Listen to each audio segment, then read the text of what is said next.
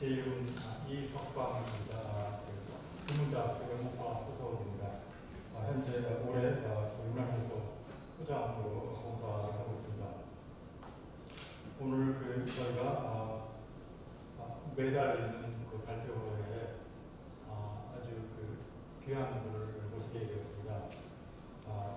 모신 분은 조동일 교수님이신데요. 교수님은 대한민국이에요. 한국이죠. 국문학자시자 교육자이시고 현재 학술원 대표 회원으로 계시고요. 여러분들이 다수의 분들이 학부 때 혹은 지금이라도 수업 때 사용하셨을 한국문화 동사를 저술하신 분이십니다. 지금은 서울대학교 명예교수로 계시고요. 최근까지 대명대학교 석사교수로 하셨습니다. 그래서 80년대 거대한 저서를 쓰신 것 외에 최근까지 계속 글을 쓰시고 계신데요. 최근이죠. 최근은 올해 3월에 3월 1일에 한일 학문 역전이라고 하는 책이 올해 나왔고요. 지금 계속 글을 쓰신다는 말씀이신 거죠. 그 다음에 2015년에 한국문화 강의를 출판하셨고, 그 같은 해 오늘 저에게 귀한 선물을 주신 이 책입니다. 많이 구입하시기를 바라고요. 제목은 문학사는 어디로? 라는 책을 2015년에 출간하셨습니다. 또 흥미로운 것은 교수님이 쓴 책도 많지만 교수님을 연구하는 분도 많습니다. 그래서 근데 그중 한 분이 올해 지난 8월이죠. 2023년 8월에 김원선이라고 하는 분께서 인문과학의 과제와 전망 그렇게 하고 조동일 학문 그 다음에 대등승론을 예증삼아라는 글을 올 8월에 발표를 할 만큼 교수님에 대한 관심이 많기도 하고 교수님께서 학문에 대한 열정 그 다음에 고도자스러운 모습 진지한 그 다음에 질문에 대한 끝없는 탐구 그런 것이 계속 후학들에게 도움이 되고 특히 교수님께서 쓰신 책 중에 하나가 눈에 띄는 것이 공부의 즐거움을 쓰고 있습니다. 그러니까 꽤 긴 글을 공부의 즐거움이라고 쓰실 만큼 공부가 재밌는 분이신 것이죠. 그런 귀한 글을 저희가 오늘 모시게 됐습니다. 오늘 발표하실 글은 앞에 나와 있는 것처럼 대등승론의 역사 철학, 그다음에 한일 상극에서 상생으로 라는 주제로 발표하겠습니다. 교수님 모시겠습니다.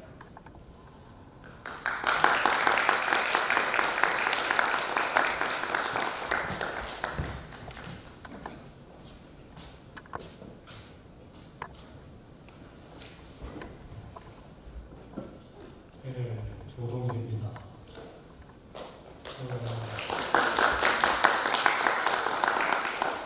원고를 미리 읽어보고 와서 토론을 많이 하길 바랐는데 주최 측에서는 그렇게 하지 않고 원고 내용을 소개하고 시간이 있으면 토론을 하자는 쪽으로 계획을 세운 것 같습니다. 대체로 1시간 정도 원고 내용을 간추려 설명하고 휴식 시간을 가진 다음에 짧으면 30분, 길면 1시간 동안에 토론을 하고자 합니다. 여러분들의 토론에 많은 기대를 하고 이 자리에 섰습니다. 천만이라고 하는 데에서는 짧은 글을 두 달만 글을 썼는데 한문을 어떻게 하느냐에 대해서 제 소개를 간추린 것입니다. 아주 쉬운 말이면서도 잘 음미해봐야 될 문제가 있습니다. 한문을 왜 하느냐? 알기 위해서 알고 싶어서 합니다. 그런데 남들이 하는 말을 들어보면 아는 게 아니고 스스로 숨은 이치를 깨달아요. 거기서 우리는 항문하면 즐거움을 누리고 또 행복을 맛보게 됩니다. 그 즐거움 때문에 항문을 하죠. 그러나 그 결과를 토론거리로 삼고 나의 학문을 우리의 학문으로 확대하면서 세상을 바로잡는 데까지 이르는 것이 학문의 바람직한 진행 방향이다 이렇게 말할 수 있습니다. 좀 더 구체적으로 말하면 당면 과제에서 어떤 원리, 역사 철학을 도출합니다. 오늘 이야기하자는 것은 한국과 일본의 삼각관계가 우리의 당면 과제입니다. 이걸 어떻게 해야 될 것이냐 고민하는 데서 대등생각론이라는 역사 철학을 도출할 수 있습니다. 대등생각론으로 한일 갈등이라는 당면자를 해결하고 하려고 노력하는 착상을 여기서 늘어놓고 있습니다. 이에 관해서 무슨 체계적인 논의를 질서정연하게 할 수 있는 계제가 아닙니다. 우선 이런 생각, 저런 생각, 토막사설을 각가지 발상을 펼치면서 논리적으로 타당한 이야기하고 또 상징적 의미를 가진 것을 함께 가진 것을 타일관이라고 말하는데 이 말은 조금 생소할 겁니다. 어떤 논리적 타당성과 우리 개방된 생각을 함께 가져야 됩니다. 그리고 눈으로 보면 알 수 있는 가시에 머무르지 않고 또 누구나 하는 소리를 털털이 하지 않고 내 맘대로 미시, 보이지 않는 걸 찾아낸 미시의 증거와 그것이 커다란 통찰을 함께 갖추어야 할 것입니다. 이 짧은 두 단락에 학문을 어떻게 하느냐를 말했고 학문을 이렇게 하는 본보기로 오늘의 발표를 하는 나라와 딸의 사회 관계에 대해서 교민, 해원, 대등이라는 세 가지 관점을 적을 수 있습니다. 조린론은 조선 초기에 신숙주가 해동 제국기라고 하는 것을 썼습니다. 나라와 나라 사이는 그 특이한 풍속을 이해해야 됩니다. 일본 사람 풍경 유탄을 이해해야 되고 또 마음가짐을 헤아려야 됩니다. 그러면서 공동의 어떤 예를 확인하고 끝으로 숨은 마음의 바탕을 알아야 된다. 이런 순서를 정했습니다. 이 순서를 바꿔서는 안 되고 특이한 풍속을 알고 마음가짐을 헤아리면 함께 지켜야 될 예까지는 나가면 나라와 나라 사이가 사이좋게 지낼 수 있다. 누구나 마찬가지인 시기까지는 나가는 것을 쉽게 기대할 수는 없다. 이런 이야기입니다. 이 교린론을 가지고 나라와 나라 사이가 적어도 평화롭게 지낼 수 있습니다. 그런데 조선 말기에 강일순인데 호가 증산이기 때문에 강중산이라고 말하는 분은 시대가 이제 해원의 시대다. 그동안에 수많은 우리가 원한을 줬는데 이걸 다 합쳐서 해원의 시대가 됐기 때문에 해원을 위해서는 천지 만물의 운수를 바꾸는 천지 공사를 해야 되고 또 한편에 해원을 위한 실천은 극히 사소한 것을 시작해야 된다. 이런 이야기가 있습니다. 이분이 창선한 중산교라는 것은 그 경전이 시대가 가면서 좀 더 교리를 정의하는 바람에 원래 경전의 그 생생맛이 없어집니다. 이런 식의 기록에 잘 나타냈습니다. 강민사의 어느 날 까만 옷을 입고 나타났어요. 제가 그때 선생님 무슨 일입니까? 내가 지금 회원을 하고자 한다. 서당에 다닐 때 동료인 어떤 아이가 내한테 원한을 줘서 어떻게 하면 원한을 풀어줄 수 있을까 물으니까 그 아이가 네가 일본 사람을 싫어하니까 싫어하는 일본 사람 옷을 입고 일본 사람처럼 보이면 내가 원한을 풀겠다. 이래서 내가 회원을 하기 위해서 일본 사람 옷을 나타났다고 이렇게 말했습니다. 자, 이런 식으로 말하면 한국과 일본 사이에는 많은 원한이 맥혀 있습니다. 우리도 원한이 있지만 일본 사람도 원한이 있어요. 일본 사람 무슨 원한이 있느냐? 역사적으로 말하면 백제가 망해서 수많은 사람이 건너간 게 원한입니다. 백제를 구하기 위해서 군대를 거들고 와서 백등강이라고 하는 데서 나당연합군에게 일본군과 백제 부군이 여지없이 격파돼서 다 수장돼서 깊은 원한이 맺혀 있습니다. 그 원한은 우리가 본의 아닌 가해자가 돼서 풀어줘야 됩니다. 그러면 어떻게 되냐? 강민사 시기에는 우리가 일본 사람 옷을 입고 일본 춤을 추어서 원한을 풀어줘야 됩니다. 그렇게 구슬하는 것이 마땅합니다. 구슬하기보다 일종의 무언 것 같은 거 하는 것이죠. 그럼 우리가 이번에 원화를 풀어준다면 일본은 우리의 원화도 풀어줘야 돼. 함께 원화를 풀어주는 그런 분놀이, 구술하는 것이 바람직하다고 말할 수 있습니다. 예, 이러한 착상도 계속 유효합니다. 그러나 나라 사이의 관계를 바람직한 이해하고 해결하기 위해서는 교린문이나 그런 해원문 문화는 내가 제시하는 대등론이 마땅하다. 대등론이란 무엇이냐? 대등론은 차등론, 한편으로는 차등론에 대해서, 한편은 평등론에 대한 반론입니다. 차등론은 우월하고 열등하고 강하고 약한 것은 갈라지지 말한다. 강자와 약자를 지배하면 당연하다는 차등론은 부당하다. 평등론은 모든 것은 다 같아야 된다 하는 것이 평등론인데, 평등론은 실제로 이루어질 수 없는 현상입니다. 평등을 무리하게 이루려면 폭력수론이고 또 그것이 차등론으로 돌아갑니다. 대등론은 뭐냐? 우리가 서로 다르다는 인정해야 된다.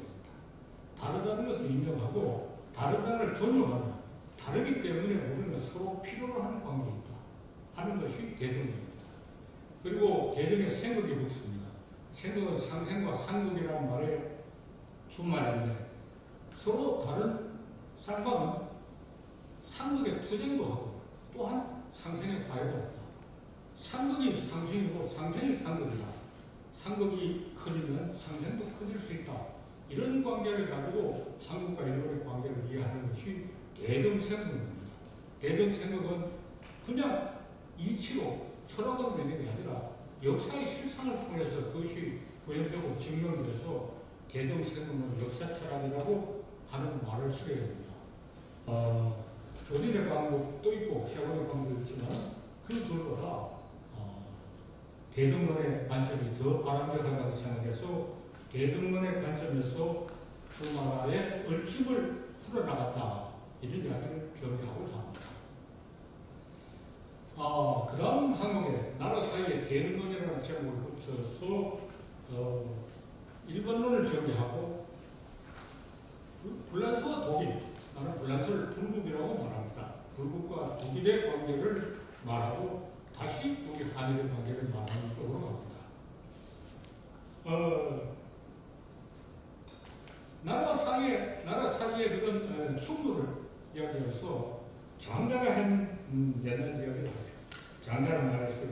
달팽이 뿔 왼쪽 뿔에 나라가 있으니 촉이라는 나라가 있고 오른쪽 뿔에 나라가 있으니 미시라고 하는 나라가 있어서 달팽이 뿔에 있는 두 나라가 서로 싸워서 수많은 사상가를 내고 뻔했다고 장자의 그런 말이 나옵니다.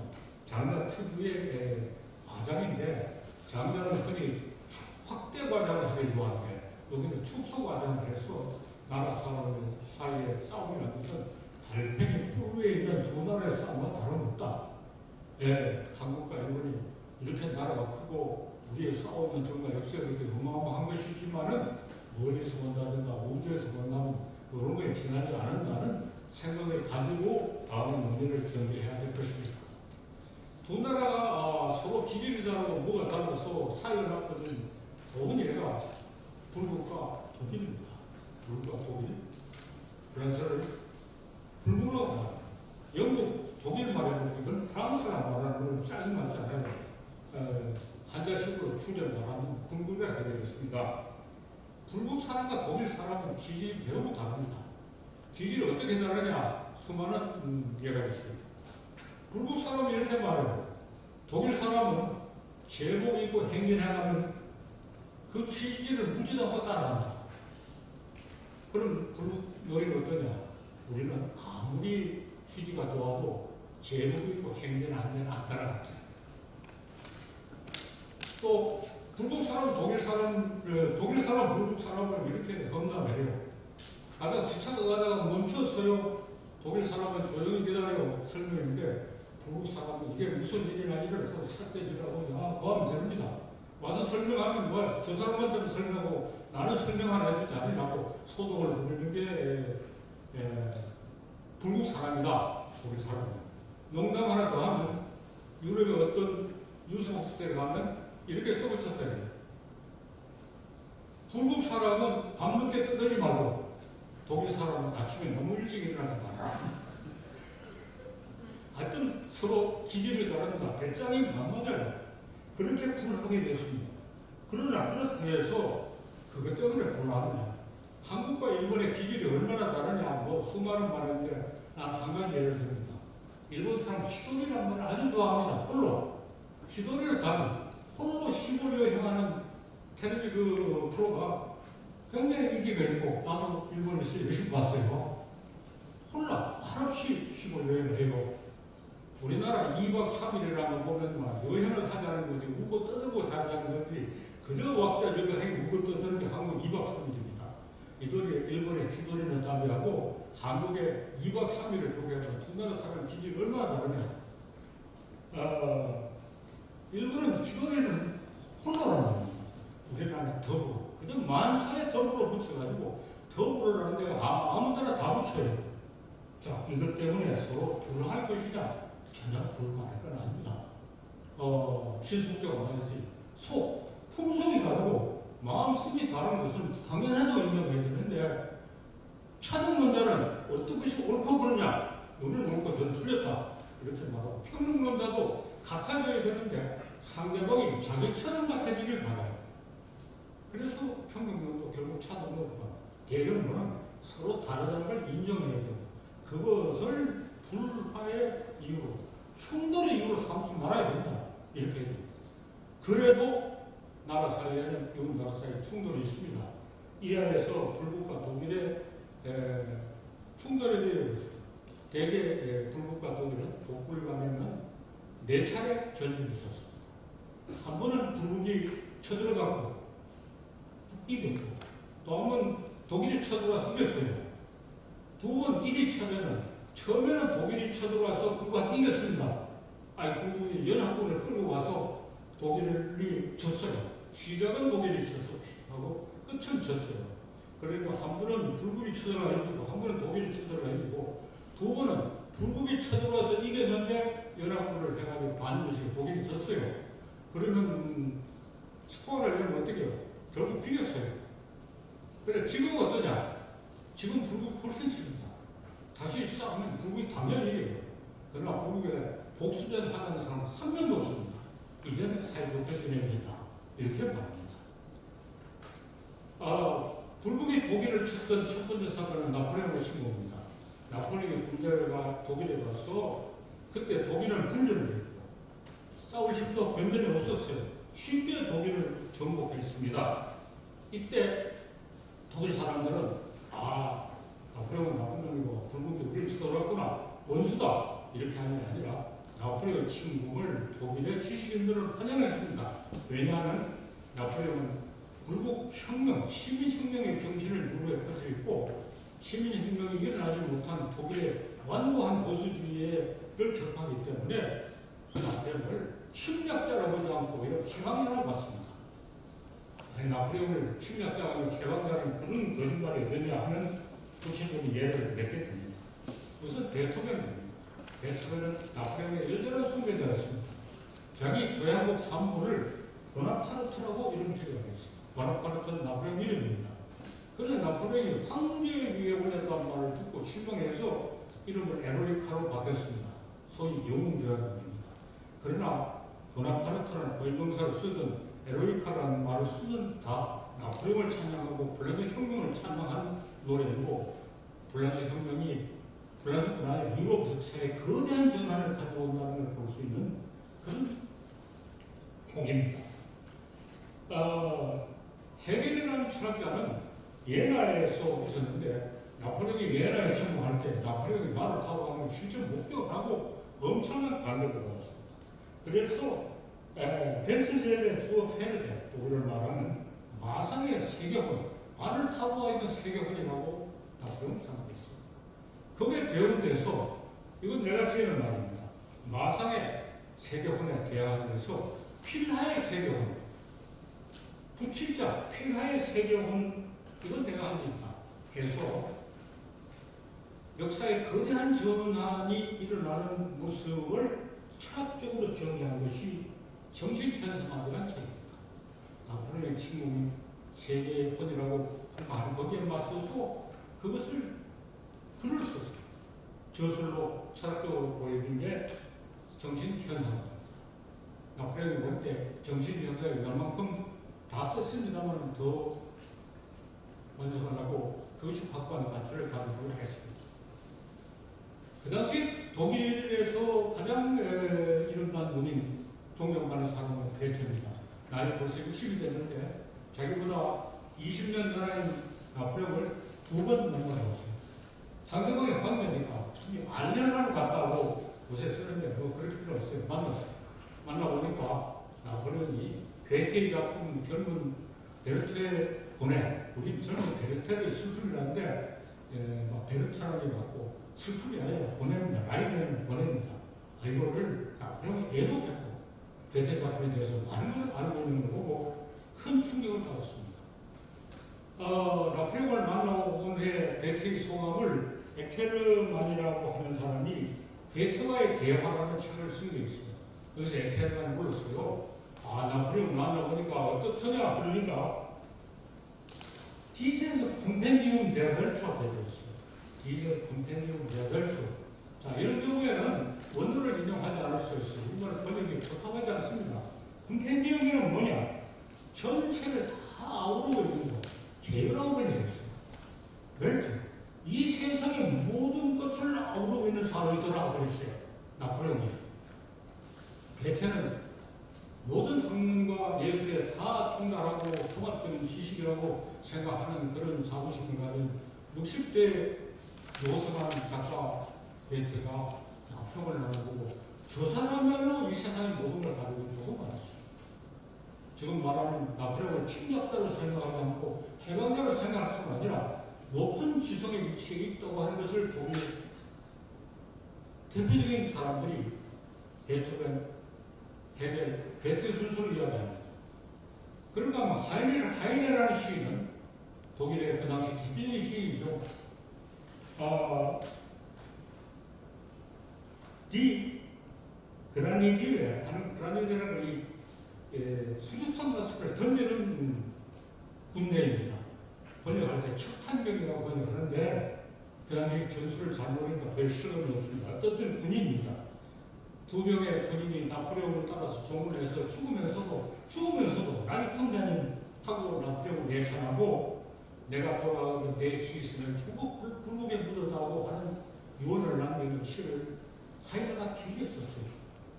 우리가 말하면 완전히 이재평이죠. 독일을 침공하면 나폴레옹을 격퇴하고 일을 못하더라도 적어도 욕이라도 해야 되는데 병사들의 입을 빌려서 나폴레옹을 이렇게 찬양하는 시를 하이네가 썼습니다. 자, 나폴레옹의 침공에 대해서 독일 지식인들은 해방되고 위대한 정신이고 정말 훌륭하다고 하는 예찬입니다. 이게 무슨 까닭인가?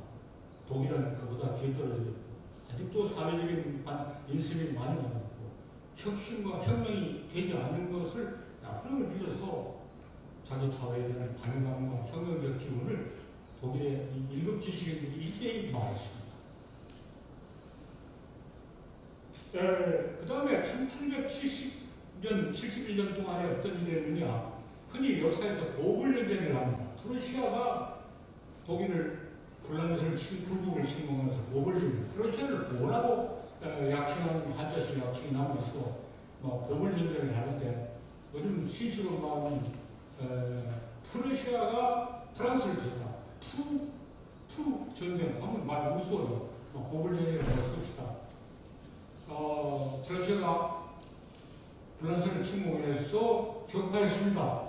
자세하게 따지면 먼저 쳐들어간 건 불국이 먼저 쳐들어갔어요. 그 당시에 집권한 나폴레옹 3세가 상당히 과대 망상적인 생각을 가지고 내부에서도 포갑 정치를 해서 혁명의 유산을 깔아먹을 뿐 아니라 대외적으로도 불국의 국력을 과시하는 관상에 들어서 독일에게 먼저 대들었다가 여덟시 당하고 나폴레옹 3세가 포로가 돼서 불국이 폐망하고 불국이 왕정을 청산하고 공화국으로 바뀌었습니다. 어쨌든 대청피를 겪었어요, 불국이. 그러면 불국 사람들이 일제히 일어서가지고 이 독일 나쁜 놈들을 저놈들 나쁘다. 예? 우리 조국이 훌륭한데 어쩌고 애국주의 언서를 펴야 되는데 그 당시 불국의 주식인들은 또 그렇지 않았습니다. 그때 불국의 석학에 르랑이라는 사람이 있습니다. 그러면 종교학 철학을 시작해서 다반면에 학문에는 석학 중에 한 사람입니다. 내가 쓰는 학자의 생애라는 책이 있는데 동서고금의 가장 훌륭한 학자 12명을 다루는데 들어있은 르남입니다. 르남은 지적이고 도덕적인 개혁이라는 책을 그 전쟁 직후에 써서 독일을 나무랄 게 아니라 독일의 훌륭한 점을 공부해야 되고 이 우리나라 불국이 이래서는 안 된다고 말했습니다.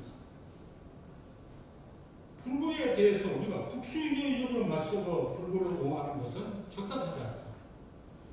불국은 고귀한 이상주의를 가지고 있고 그것이 인류의 가난한 축복이다.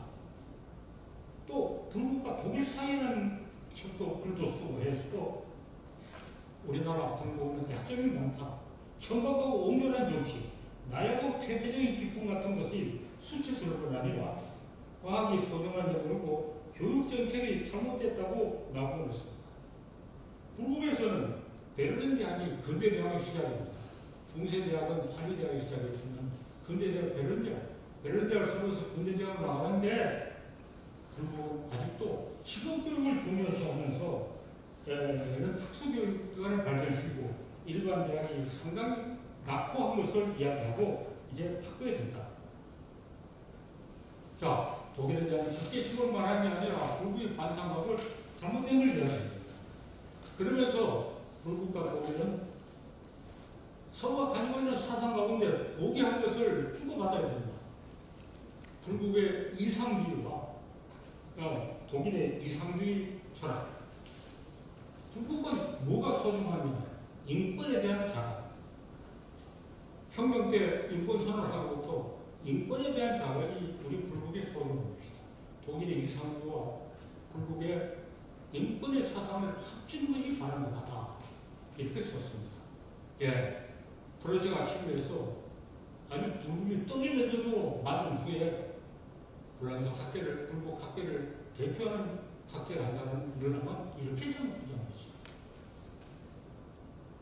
여기에 대해서 우리는 상당히 충격을 보고 생각하는 바가 있어야 합니다. 그리고 이어서 얼마 후에 로만 롤랑이라고 하는 작가가 있습니다. 아주 대단한 작가고 여러 노벨을 상을 받았습니다. 잔 크리스토프라고 하는 대장편인데 독일인 음악가의 생입니다.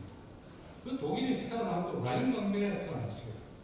1871년에 전쟁에 패배해서 불국이 알사스 로렌 지방을 독일에게 넘겨줬습니다. 그 알사스 지방에서 태어난 독일인 작곡가가 한 마을의 작곡가가 한 도시의 작곡가가 되어서 한 나라의 작곡가가 되어서 유럽의 작곡가가 되어서 유럽 정치를 아우르는 그런 성장 과정을 그린 이상주의 소설의 잔 크리스토프입니다. 잔 크리스토프의 실질적인 모델은 베토벤이라고 독일이 가지고 있는 훌륭한 정치 그게 보편적인 유럽 정치를 그 소설에서 그렸습니다. 나는 불문과 학생 시절에 이 소설을 정말 탐독했습니다. 그래도 그 뒤에 불국과 독일이 편하게 지는 게 아니야. 두 번 전쟁이 갔습니다. 1차 대전, 2차 대전. 1차 대전, 2차 대전과 독일이 침공해서 불란서를 패퇴시켰어요. 1차 대전 때는 방어선, 마지노선이라는 방어선을 깨고 전선에서 불란서 군대를 격파하고 2차 대전은 파리를 점령하고 불국의 북부지방을 통치하고 남부지방에는 괴뢰 정권을 써서 독일이 완전히 승리했죠. 그러나 불국은 연합군을 영국, 미국 같은 연합군을 끌어들여서 반격을 해서 독일이 결국 졌습니다. 자, 군사력과 외교력이라는 말을 씁시다. 독일의 장기는 군사력입니다. 불국의 장기는 외교력입니다. 군사력으로는 독일이 이겼어요. 외교력으로는 불국이 이겼어요. 무력을 찬양하는 무용사관을 주장하는 사람들은 군사력만 힘인 줄 알아요. 외교력이 더 큰 힘입니다. 외교력이 더 큰 힘입니다. 자, 그래서 2차전이 끝나고 독일이 분할 점령되고 불국이 독일 일부를 다 분할 점령하기도 하고 동서독이 갈라져 있다가 이제 동서독이 합쳐지고 그뒤에 역사를 잘합니다. 그러면 2차 대전 이후에 독불 관계는 어떻게 되느냐? 1923년 그는 2월에 오늘의 독일이라는 불국의 잡지에 독불방에 무엇을 제쳐놓고 한 기사가 있는 걸 읽고 여기 소개합니다. 예, 독불방에 불란서와 독일의 관계, 불국 독일 관계 무엇이든 제쳐놓고 하는 말은 불란서 말은 말로 대투인데 백사를 다 제쳐놓고 다른 걸 다 묻지 않고 무엇이든 제쳐놓고 하는 말을 독불관계의 진성과 화합은 다른 모든 것에 앞서서 아주 절대적인 명료했다. 이런 말씀. 그래서 2차 대전에 독불이 어떤 관계를 가져가는가를 회고하고 오늘날에 우리가 더 할 일이 무엇인가 하는 글을 2003년 3월에 답지에 낸 것을 봤습니다. 그걸 보고 이야기합니다. 독불은 1963년에 신성과 화합을 위한 조약을 체결했습니다. 이제 사이좋게 지내자. 그리고 2019년에 그 조약을 보완했어요. 독불의 이런 친선과 화해를 위한 조약은 한일 관계에서 우리에게 많은 참고를 줍니다. 그 조약의 내용이 무언가 전문을 소개하는 장황하고 가장 힘들어서 무엇을 노력했는가를 말하는 소개합니다. 유럽 전체가 다언어와 다문화가 되게 하는데 독불의 협력은 적기중하다. 독불이 서로를 존중하면서 서로 다른 것은 서로 필요한 관계고 서로 상관으로서 상생을 하게 하는 독불의 이런 화합이야말로 유럽을 다언어, 다문화 사회를 만드는데 핵심적인 역할입니다. 우리 둘이 잘 지낼 거라는 게 유럽 전체를 바람자가 있던 우리가 있다고 말합니다. 그러면서 두 철학의 토론과 발전이 자연스러운 위치에서 함께 이루어지다가 양쪽 철학이 서로 결합됩니다. 철학이 결합됩니다. 그럼 철학이 결합된 뭐가 결합됐단 말인가? 앞에 시대 르랑이 하는 말은 독일 이상주의와 불국의 인권 사상이 결합됐습니다. 불국에서 이상주의를 받아들이고 독일에서 인권 사상을 받아들여서 합쳐졌다고 하는 말인데 거기에 대해서 제가 더 주석을 하고 논의를 정리합니다. 그걸이 없으면 20세기로 넘어온 철학의 유산 중에서 독일에서 이룩한 철학의 유산은 하나는 변증법이고 하나는 현상학입니다. 변증법은 세계적인 그 파동을 일으키다가 조금 퇴조한 느낌이 있습니다. 지금은 철학의 가장 중요한 파도가 현상학입니다. 현상학을 가장 뚜렷하게 체결하고 논리한 사람은 에드문드 후설입니다. 후설의 현상학을 가지고 와서 불국에서는 추상적인 이론에 지나지 않은 현상을 현실의 역사에 여러 문제에 적용해서 구체화했습니다.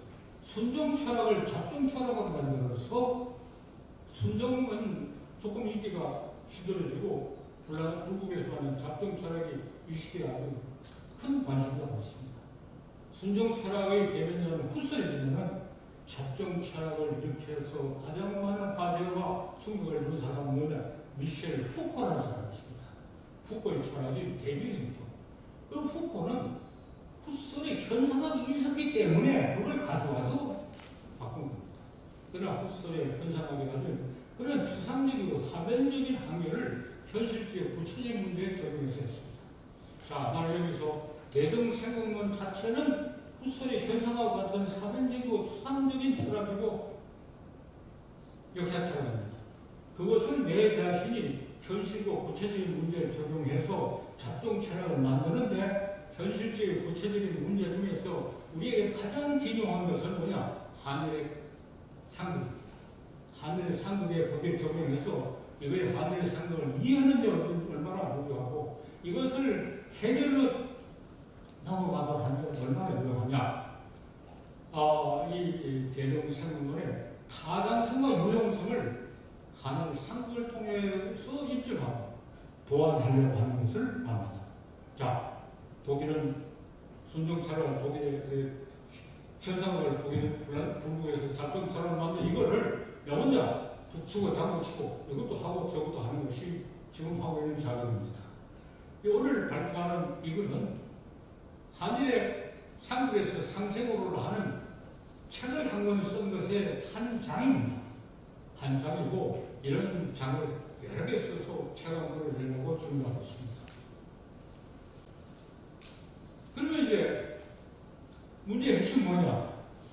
불국과 독일과 불국이 두 창을 합쳐가지고 더 바람직한 것을 만들었다 그럽니다. 그러면 일본 철학의 무엇과 한국 철학의 무엇을 우리가 합칠 것이냐? 이 질문이 딱 제기됩니다. 나무 이야기만 하고 말은 소용없어요. 일본 철학, 한국 철학은 무엇을 합쳐질 것이냐? 무엇이 나쁘다고 비난하는 게 아니라 무엇을 합칠 것이냐? 일본에서 여러 번 강의하고 강연할 기회가 있으면 이렇게 말했어요. 한국과 일본에 악인의 악한을 비교하지 마라. 일본이 제일 나쁜 놈하고 한국이 제일 나쁜 놈 누가 더 나쁜 놈이냐. 이런 이야기 그만두자. 일본의 제일 훌륭한 사람과 한국 제일 훌륭한 사람이 누구냐 이 얘기하자고 그랬어. 그 자리에서 일본에 1만 원짜리 지도를 7표를 딱 모이면서 여기 누가 있느냐. 우사와 유키치가 있어요. 일본이 공식적으로 이 사람은 제일 훌륭하다는데 내가 보고 훌륭하지 않다. 그 사람의 타락꾼은 일본을 망친 모습, 그것이 우리 식민지를 만든 모습입니다. 그리고 일본에 공식적으로 제일 훌륭한 사람을 가라, 치우자, 바꾸기를 제안한다. 누가 있느냐? 18세기에 안능찬, 안도 소익이라는 철학자가 있습니다. 대단히 훌륭한 사람입니다. 일본에서는 그 사람 훌륭하다고 말하지 않고 평가를 누구하고 있어요. 이 사람이 신도에 대해서 너무 비판적인 이야기를 한 걸 일본 사람은 어쩌나 생각해서 안도 쇼익기를 평가해야 됩니다. 그래서 안도 쇼익기하고 한국 철학을 합칠 것이냐? 아니요. 안도 철학기에 그러면 기철학인데 안도 쇼익기와 같은 생각은 한국의 기철학들도 서경덕부터 최한리까지 훌륭하게 했고 안도 쇼익기는 그 속에 오면 상당히 빛나는 사람이지만 한국에는 없고 일본에 있는 그런 철학은 아니다. 그래서 안도 쇼익기가 매우 훌륭하지만 좀 비켜놓고 그러면 일본 철학에서 무엇이 더 훌륭하냐? 예. 일본 철학에서 또 일본 사상에서 무엇이 제일 훌륭하냐? 이것이 주어진 질문입니다. 이 질문에 대해서 일본인도 다 알고 싶어 할 거예요. 대답할 거예요. 그러나 일본인 스스로 몰라요. 자기들이 가지고 있는 문제 어떤 것이 더 훌륭한지 남과 비교해봐야 하는데 밖에서 보면 보이는데 안에서 안 보이는 거예요. 그래서 내가 찾아낸 것은 하이쿠를 들었습니다. 거기 뭔가 있습니다. 하이쿠 열수를 냈는데 위에는 한자가 들어있는 표기를 쳤죠. 두 번째는 히라가나로만 적은 표기를 썼습니다. 셋째는 우리말로 번역된 걸 썼습니다. 히라가나 열수를 들었습니다. 자, 이거 다 낭독한 것을 생각하고 여러분이 눈으로 보기로 하고 거기서 해내야 되는 거죠. 이거 보면 냉이꽃, 제비꽃, 모기, 사비, 벼룩, 나비, 매미, 참새, 까마귀, 두루미 등에 관해서 쓴 하이쿠입니다. 하이쿠는 세상에 가장 짧은 시대. 그 짧은 것도 그런 하찮은 물건들을 친근하게 듣고 아주 재미있게 느끼고 그와 마음이 통하는 걸 보았습니다. 그중 하나는 경사스럽거나 꼴레의 모기에도 물린다니 모기한테 딱 물려놓고 참 경사스럽다. 원래 모기가 나를 물어주는 거야. 자기를 목에 물어준 모기에 대해서 모르는 거야. 예. 우리나라에는 전혀 없는 겁니다. 다른 어떤 나라도 없는 일본의 특별히 발상입니다. 또 하나 들어봅시다. 나와 뭘 잡거나 의미 없는 참새. 참새가 보고 의미가 없으니 나 뭘 잡고. 이런 것을 여기 발표에 열수를 들었습니다. 이런 교수가 축소진양의 일본인이라는 책을 썼어요. 일본 사람은 뭘 축소지향인가? 그러나 축소지향의 일본이라는 책 이름 자체가 일본 말입니다. 우리는 축소를 지향하는 일본이에요. 그렇든 축소지향한다는 게 중요한 게 아니고 이런 미물, 이런 하찮은 생명체에 대한 애착을 가지는 것이 축소지향의 가장 가치인 부분입니다. 그 사람 부분을 제가 이름이 아니가 없어요.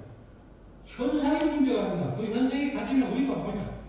아, 우리가 정말 일본 사상에서 받아들이고 본 게 뭐냐? 나는 이거라고 이야기합니다. 이런 이야기는 일본 사람 누구도 하지 않을 거고 나도 처음 하는 겁니다. 일본 사상의 가장 가치는 게 뭐냐? 무사도다. 아닙니다. 뭐 배를 갈라지르는 그런 자살하는 거가 전혀 아닙니다. 이런 라는 것은 미물찬이라고 했어요. 미물찬. 이때 물이라는 것은 동식물이라는 뜻인데 오늘날 사람은 물을 끓는 짓이 아닙니까? 날생자로서 미생찬이라고 했어요. 이런 미물에 대한 찬양과 애착 이것이 훌륭하다. 그러면 그것과 합칠 수 있는 한국의 철학은 뭐가 있냐? 무슨 성리학이다, 우리론이다 이게 아닙니다. 한국의 철학도 다시 봅시다. 내가 쓰는 책에 우리 옆에 놀라움이라는 게 있습니다. 그 사람의 짧은 글을 들어서 분석하고 평가해보는데 거기서 가봅니다. 몇 개의 공목을 얻습니다. 이재현은 별을 보고 말했습니다. 무겁고 단단한 것은 하늘에 얻었으며 씻어서 새롭게 하는 것은 사람에 따져있다. 별을 보고 사람의 이체를 생각했어요. 이규는 술병을 보고 말했어요. 술병 너는 모아놓은 것을 사람의 배에나 받아들이긴 하는데 술병 너는 가득 차면 비울 줄 알았는데 사람은 못 먹고 자꾸 먹어서 배가 채워서 잠을 못 먹었다. 번필한 머리빗는 빛을 보고 말했어요. 마음을 다스리지 않으면 바르지 못한다. 머리카락을 다듬는 것은 빛으로 다듬지만 마음을 다듬는 것은 공평한 마음으로 다듬는다.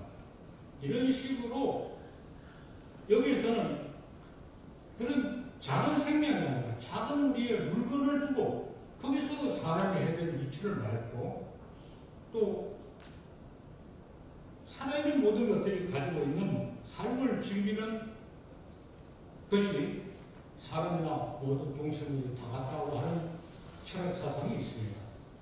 자, 이것들을 나는 이렇게 말합니다. 내 용어로서는 모든 사람은 대등하다는 것은 만인 대등생국입니다. 그것은 모든 생명체는 대등하다고 하는 만생 대등생국의 그것입니다. 만생 대등의 생국은 만물 대등의 생국의 그것입니다. 일본 사람의 미물차는 그 중간에 만생, 날생자, 대등생국을 너무 경멸하게 됩니다. 한국의 이 철학은 만물 대등생국부터 만인 대등생국까지 세 단계를 요약하고 있습니다. 한국은 이것을 크게 요약하고 있고 일본은 한 부분을 예리하게 말하고 있습니다. 이 둘을 합쳐주면 훨씬 좋습니다. 이 둘을 합쳐서 함께 철학을 이루어입니다. 이것이 상극에서 상생으로 넘어오는 가장 중요한 합작입니다. 자, 이렇게 하자고 할 때 우리는 일본 사람의 그 미물차 또는 미생찬에 대해서 깊은 이해를 해요. 일본 사람은 한국인이 가지는 만물대동생각, 만생대동, 만인대동생각에 대해서 깊은 이해를 가지면서 이 둘이 합치도록 하자고 할 때 일본 사람이 그렇지 않다. 나는 관심이 없다 할 사람은 하나도 없습니다. 이야기 들으면 일본 사람도 정신이 번쩍 들 겁니다. 이걸 읽고 정신이 번쩍 들어야 합니다. 거기에는 어떤 선입관도 어떤 존재도 없습니다. 이것은 독불의 철학적인 합작보다 훨씬 더 좋은 거입니다. 이런 작업을 하는 것이 마땅합니다. 그러나 이 이야기만 하고 말 수 없어서 한의를 넘어서는 동아시아로 하는 이야기를 하나 더 합니다. 이 내용 매우 길고 복잡하기 때문에 대단히 간절히 봅시다. 여기서 6사람의 이야기를 합니다. 6사람. 처음에는 최길성. 최길성은 우리나라 학자가 일본에 가서 일본 사람이 되고 한국 부인을 이혼하고 일본 부인을 해서 살다가 거기서 조수를 하고 떠나서 개인적으로도 다 아는 사람입니다. 이 사람은 친일과 반일의 문화인과 유사종교 반일 민족주의를 말한다는 책을 냈습니다. 일본을 미워하는 모든 종류의 민족주의는 부당하다고 했습니다. 일본은 부당하다. 그래서 일본에 크게 평가받고 또 일본의 그런 국수주의 무익단체에서는 큰 상도 받았어요.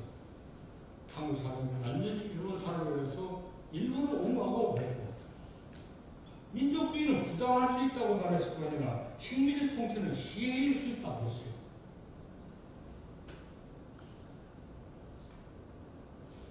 그런데 식민지 통치가 시해일 수 있다고 하는 것에 대해서 좀 기준을 담았습니다.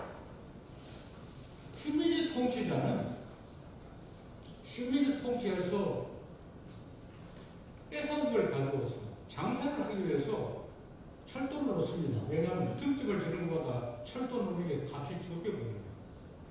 일단 투자를 합니다. 투자를 해서 회수하지 못한 수가 있어요. 일본이 조선에 투자한 거 회수하지 못할 건 아니라 더 손해본 거는 만주국입니다. 만주국에서 엄청난 투자를 했는데 회수는 못하고 다 뺏겨버렸어요. 그러면 중국에서 참 일본이 고맙다는 게 아닙니다. 투자하고 못해요. 식민지 토지가 시해일 수 있다는 것은 식민지 통치자가 자기를 위해서 놓은 것이 물량적으로 통계적으로 거기 새로운 땅에 개설했으니까 그것이 이익이라고 말해서 계량경제학적으로 말할 수 있지만 그게 누구냐 하면 달라집니다. 뒤에 다시 말하면 일본은 이 땅을 조선을 그대로 두지 않고 일본을 만들라고 했어요. 일본을 만들어. 그러니까 일본에 투자한 겁니다. 그것을 시해라고 하면 안 된다는 이야기를 드리게 합니다. 내가 할 필요 없고 다른 사람입니다. 이제 두 번째 이영훈이라고 하는 한국의 경제학자는 반일 종족주의라고 해서 그 비슷한 이야기를 하면서 일본에 대해서 반대하고 식민 통치를 나무라고 뭐 심지어 중국 이야기를 남기는 것까지 다 저지대 반일 종족주의가 민족주의 수준도 되게 하는 종족주의라는 책을 썼어요. 이거 보고 이제 궁리하는 사람도 많고 반론 제기할 필요 있죠. 그러나 반론 제기할 필요 없어요. 이제 두 사람이 일본 사람이 등장합니다. 호사카 유지라는 사람이 텔레비를 많이 나와서 압니다. 호사카 유지라는 사람은 일본 사람이 한국에 와서 한국인으로 교화해서 이제 책을 씁니다. 이 사람은 이영훈에 대해서 반론을 일일이 제기하고 일본이 한국을 위해서 시해를 거두는 건 다 거짓말이다. 그리고 최길성이나 이영훈이 반일감정을 마무리했는데 반일감정이 생기게 된 원인에 대해서 말하지 않는 것은 잘못이다. 이렇게 말합니다. 뒤에 더 말합니다. 이 사람이 쓰는 일본 뒤집기라는 책에 보면 이렇게 있습니다. 일본은 1940년대 들어서면서 조선은 일본은 홋카이도처럼 완전히 일본 땅으로 만들기 위한 준비를 갖추었습니다. 여기가 이건 다 일본으로 만들기 위해서 여기다 시설을 한 것이 조선을 낸 게 아니다. 여기다 주석을 붙이면 조선 사람은 만주로 다 보내고 이건 다 왜 통치가 오래됐으면 아마 그래 됐을 거예요. 적어도 이 경상남도 지방은 일본 사람이 더 많았을지 몰라요. 이건 다 만들고 됐어요. 그래서 시설한 거로 식민지 통치가 가해가 아니고 시해했다고 하는 것은 말도 안 된다. 이런 이야기를 많이 했습니다. 거기다 원인을 보태기 위해서 영국이 인도에서 했는 식민지 통치와 조선의 일본이 조선에는 식민지 통치를 비교하는 이야기를 붙였습니다만 그건 여기서 시간적으로 생각합니다. 또 한 사람이 본 사람은 미야지마 히로시라고 하는 사람인데 이 사람은 일본 동경대학 교수로 있다가 역사학자인데 일본을 버리고 한국에 와서 성균관대학 교수로 올라갔어요. 이 사람은 국적을 바꾸는지 한국 여자가 결혼했기에 대해서는 잘 모르겠어요. 또 위에 오사카 유지처럼 텔레비에 잘 나오지 않아서 얼굴을 본 적은 없어요. 얼굴을 쓰지만 두 가지 주목하는 저작을 해놨습니다. 하나는 양만입니다. 우리는 양만은 역사의 죄지고 태물이고 많은 못쓴 사람이라고 하는데 양만을 상당히 긍정적으로 평가하는 책을 썼어요. 양만을 긍정적으로 평가하자는 건 이런 불황무시한 사람은 아닙니다. 이면적 주제는 일본의 무사에 대해서 양만은 정말 훌륭한 사람이라는 얘기입니다. 이 사람이 일본의 우상은 그렇지 않다는 이야기는 전혀 쓰지 않았습니다. 일본에 대한 공감을 하지 않고 강국의 좋은 점을 말했습니다. 그 다음에 두 번째 이 사람이 썼는 대표적인 이야기가 일본의 역사관을 비판한다는 책이 있습니다. 여기서 이야기하는 것은 소위 일본의 역사 왜곡에 대한 이야기입니다. 일본이 역사 왜곡했다. 무슨 삼난, 임나 일본부터 역사를 왜곡했다. 신공왕후의 무슨 삼한 전국부터 역사를 왜곡했다 하는데 이 사람은 참 정장의 말이에요. 임진왜란 기록을 봅시다. 이순신에게 얻어터진 수군장수 와키자카 야스하루라고 하는 양 이순신한테 단골로 얻어터진 일본 장수입니다. 이 장수의 기록에 수많은 적을 파괴하고 다 이겼다고 기록되어 있습니다. 이 사람의 정보를 기록하면서 이순신이랑 이자도 안 나와요. 다 이겼다. 이런 식으로 각 장수들의 수여문이 자기네 장수가 다 이겼다고 하는 기록을 모아서 도쿠가와 정부에서 편찬이 되었습니다. 이 멸신과 히로시는 말합니다. 일본에는 선조실록 같은 정사가 없다. 각 장수들이 무용담을 창업한 것을 나라에서 잘 올려줘. 그러니까 우리가 뻔하게 아는 인민나라에 대해서 이렇게 말하는데 아득한 옛날 역사 왜곡은 너무나 당연한 거야. 일본 사람은 역사 왜곡이라는 개념이 없어요. 역사에 대한 개념이 없어. 자기가 실행하면 되고 그냥 무용담을 이야기하는 것이 당연합니다. 그런데도 우리가 일본이 역사 왜곡을 한다고 하고 핏대를 내고 하는 것은 우스운 이야기입니다. 만약 임진왜란 때 우리 쪽에 기록이 없으면 이게 다 사실인 줄 알아요. 이순신한테 글이 얻어터지고도 이 사람 기록에 이순신 이자도 안 나와요. 다 이겼다고 돼 있어요. 일본 사람은 이건 역사가 할 적에 무용담이죠. 이렇게 글을 쓰는 것이 상례인데 이것이 일본인의 사고방식이고 글쓰기가 가는데 왜 역사 왜곡이라고 한국 사람 핏대를 내느냐? 그 말은 하지 않았어요. 내가 붙이는 거예요. 이거 신중하게 생각해요. 임진왜란을 이렇게 다뤘는데 옛날에 어떻게 했다? 그거 다 그냥 해보는 소리다. 해보는 사람. 거기들 신경 쓰는 게 무섭다. 나는 아까 이 책을 한 권 쓰고 일본이었는데 책 한 권 속에 삼국사와 일본 서기를 비교해서 그 서술 관계가 있다는 거예요. 일본 서기에 보면 전혀 사실 수 없는 상상 그런 것을 막 그냥 다 들어가 있어요. 뒤죽박죽입니다. 그래서 일본 서기가 사실을 기록했다고 인정하는 게 잘 봐주면 재미있는 이야기죠. 조금 의심스럽게 보면 기괴한 이야기입니다. 기괴한 이야기였죠. 그것이 사실이니 아니니 하고 이야기하는 것이 우스워해요. 일본은 사실을 기록하는 역사가 없습니다. 우리는 역사를 기록해서 역사가 나오면 사실화라고 평해서 써요. 일본 역사처럼 사실화를 게 없어요. 본문 자체가 치어낸 이야기인데 그 시비를 할 게 어디 있어요. 그래서 그런 원초적인 비교를 해야 되지 어떤 특정 사실에 대해서 일본이 왜곡했다. 핏대 내는 것은 일본을 몰라도 한참 모르는 거다. 이렇게 말할 수 있습니다. 이제 두 사람을 더 듭니다. 하나는 이건기라는 제이교포 학자입니다. 제이교포 이건 학자가 일본의 내셔널리즘은 해체됩니다. 앞에 책에 쓰인 모든 민족주의는 다 나쁜 거다 하는 건 마찬가지입니다. 근데 우리는 민족주의라고 내셔널리즘 민족주의라고 하는데 일본은 꼭 나셔널리즘이라고 합니다. 왜냐하면 내셔널리즘은 세상 말에는 민족주의와 국가주의가 다 들어있어요. 우리는 민족주의만 시작하는데 일본은 국가주의가 다 민족주의도 국가주의도 다 넘어서야 된다. 그러면 넘어서면 어디로 가느냐? 대부분 없습니다. 두 번째, 이영애라는 작가가 있습니다. 제일 도쿄로 태어나서 자기 부모가 일본 국적을 풀어서 일본인이 되었습니다. 서울대학 유학 와서 내 강의를 듣다가 내가 쫓아내버렸어요. 공부를 그따고 하려면 집어치우라. 연구 발표를 하다 보니까 하라고 하니까 무슨 소설을 이야기했어요. 그래서 쫓겨났어요. 돌아가서 한국 유학하다 실망하는 이야기를 소설을 썼다는 게 나오고 덜컥 가슴에서 알고 내 이야기 썼구나 했는데 이야기 쓰진 않았어요. 스웨덴에 가서 이 글이 자세하게 읽어보이고 스웨덴에 가서 학술을 했는데 스웨덴에 가 있는 일본인 교수가 한국인도 아니고 일본인도 아닌 이항에 대해서 연구 발표를 했어요.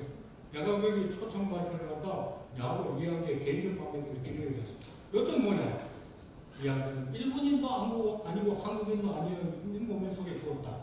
예를 들면 일본인도이기도 하고 한국인도 하면 어떠냐?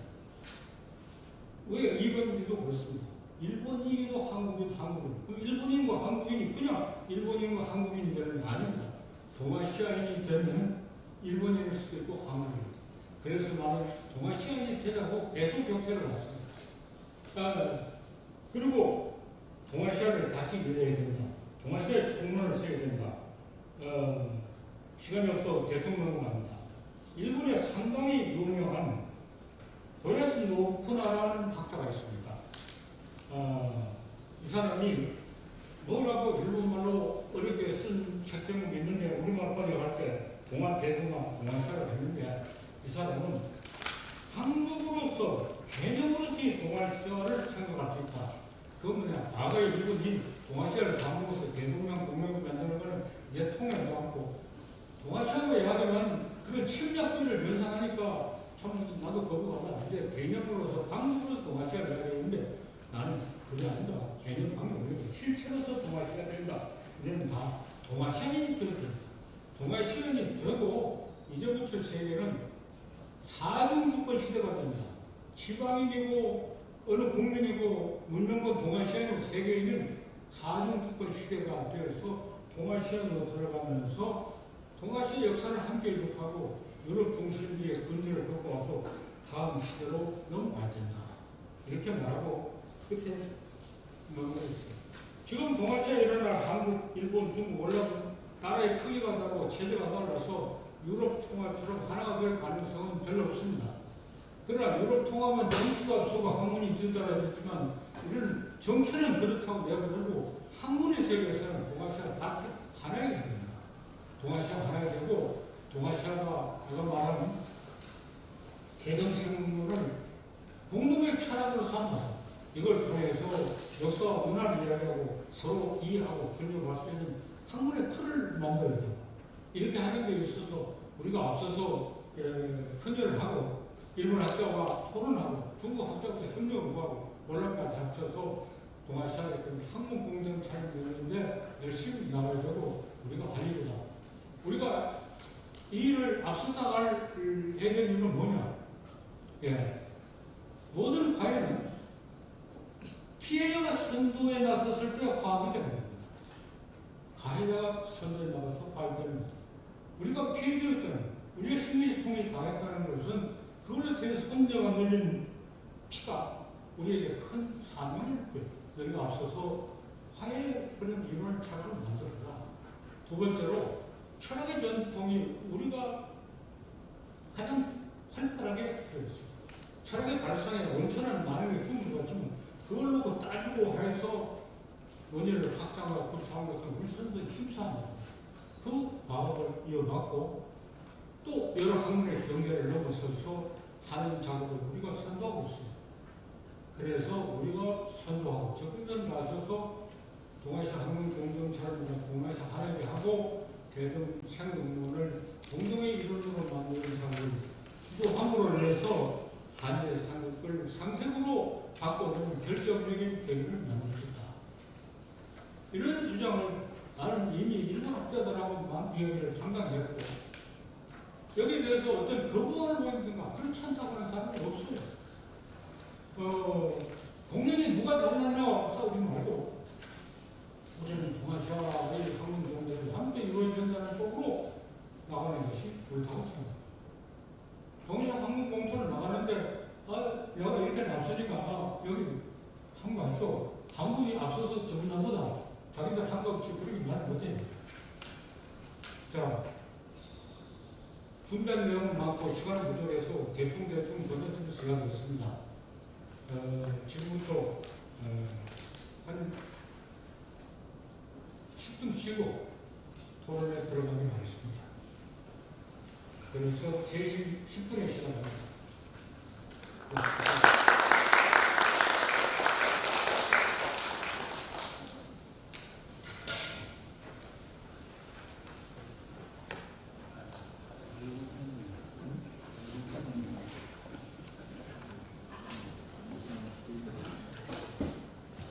정확히 3시 10분에 시작하겠습니다.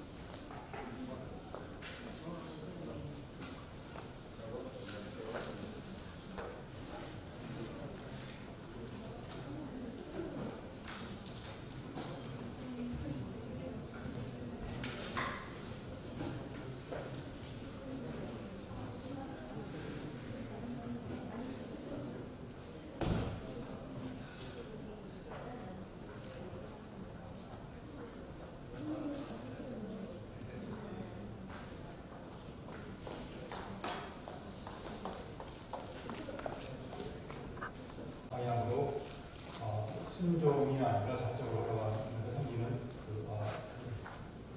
인력에 다가온 베네피스에 대한 말씀을 해주셨고, 동시에 일본과 우리의 차이, 미시의 시가스와 거시 시가 통해서 우리가 또한 공통의 것을 가지고 우리가 상생을 극대화시킬 수 있는 방법이 있을 수 있다고 말씀해 주셨습니다. 특히 제가 거기서 드러나는 것이 이제 후설이 없으면 국보도 없는 것처럼 이렇게 양자가 상극에서 상생을 우려하는 그래서 생기는 이론에서 우리가 배울 것이 많다는 말씀을 해주셨고, 특히 제가 저는 문학으로서 하이쿠 시를 소개해 주시면서 미물에 대한 애정, 미물에 대한 동정 내지는 공감 능력이 극대화된 것을 이제 말씀 소개해 주셔서 일단 저희는 굉장히 감동이 있었고요. 여기까지 제 말씀드리고 질문을 하겠습니다. 질문해 주십시오. 예, 제 질문 아니겠습니다. 그러니까 질문 즉답이 좋겠어요. 그러니까 질문하실 때 하나님의 질문 명확하게 하시면 가능한 데는 즉석에서 하고, 발표가 두서가 없어지니까 순서를 찾지 말고 그냥 질문 즉답을 하고 싶습니다. 예. 저는 진주에 있는 대학학교에서 국어교사로 일하고 박관주가 유튜브에서만 듣다가 연기해 보셔서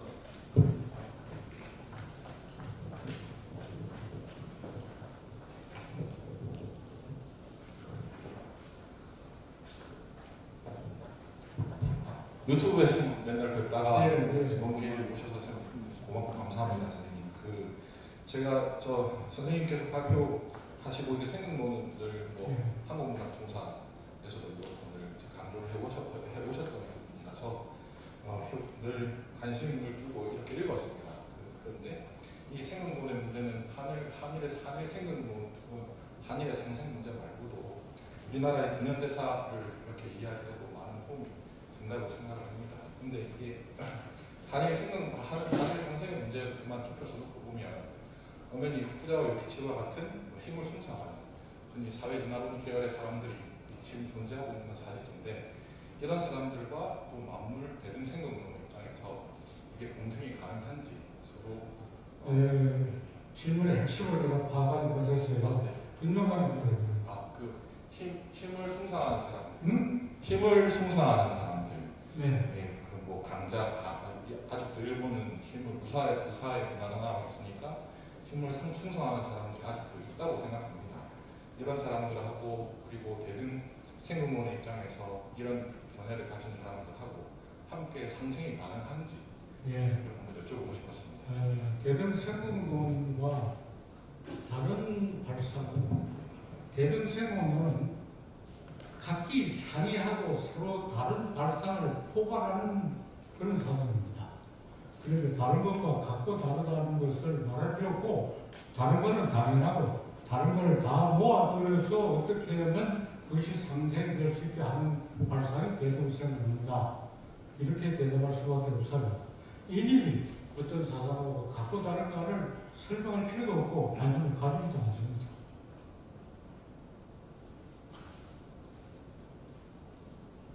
그리고 대등이니 생등이니 우리로서는 참 명확한 말입니다. 한자를 적으면 중국 사람, 일본 사람도 아무 오해 없이 명확합니다. 그런데 둘 다 영어 번역이 불가능해요. 대등이 뭐냐? 우리가 많은 용어를 영어에서 번역해왔기 때문에 언어를 될 수 있는데 대등은 번역하면 압니다. 영어로 말하면 뭘지 이퀴벌런스 이렇게 말해도 그 사람은 못 알아들어요. 이퀄리티는 아닙니다. 그 변형이죠. 생각은 영어로 뭐라느냐? becoming, overcoming theory라고 해봤는데 전혀 못 알아들어요.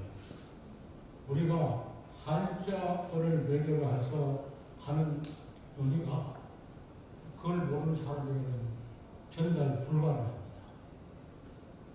영어로 세한가로 하면 훨씬 훌륭한 이야기를 할 수 있다는 착각입니다. 경계를 넘어서는 이 얘기가 안 되고요. 그럼 어떻게 하느냐? 예, 한자 한번 묻는 건 밖에 사람들도 우리말을 공부하고 한자 한문을 공부해서 이걸 공부하기를 기다릴 수밖에 없어요. 우리가 가서 밥을 떠먹여줄 길은 없어요. 그래서 우리 내부의 토론을 1차적으로 피하고 두 번째는 동아시아 사람들끼리의 토론이 너무 돼요.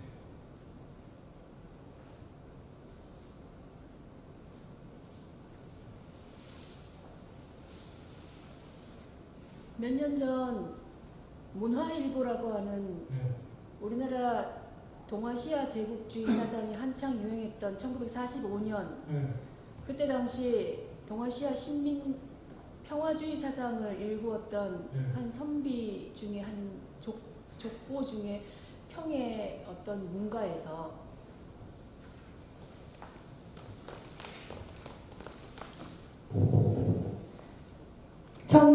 1948년, 1957년, 1961년 5차 교육과정 국어과 한자 학습을 전 국민을 대상으로 평균화시킨다는 당시 문화, 체육, 정신적 문제를 들고 선생님들 몇몇 선생님들께서 서울대학교 국어국문과 소위 말하는 북한과 남한의 평화 교류 협정을 어떻게 이루어질 것인가를 한참 떠들던 그 시대에는 선생님의 오늘과 같은 강연은 정말 가슴이 뻐젓하되 말할 수 없이 깊이 있다고 생각합니다. 외국어로 번역했을 때 번역문은 한어로 되돌아갈 수 없었던 그 나라에서 조선시대가 고려를 만약 당시의 문자가 한글이 아니었다면 이렇게 얘기했던 신숙주에 대한 얘기를 선생님 앞에서 저도 한번 가르쳐보고 싶다는 생각을 하면서 당시 고려가 조선에게 그 문물과 협정이 문화가 아닌 문병으로 이루어졌던 한국문화통사의 제3권 네, 저도 굉장히 감명 깊게 가르쳤습니다. 이렇게 얘기를 꺼내면서도 저희 그 진주에서 지금 한창 형평성 문학이 발간되고 있는 이 시점에서 네. 질문을 명확하게 하고 네. 질문 축답하려고 했어요. 네, 알겠습니다. 우리가 긴 논설을 펼 시간이 없어요. 알겠습니다. 네. 무엇을 말하고 싶습니까?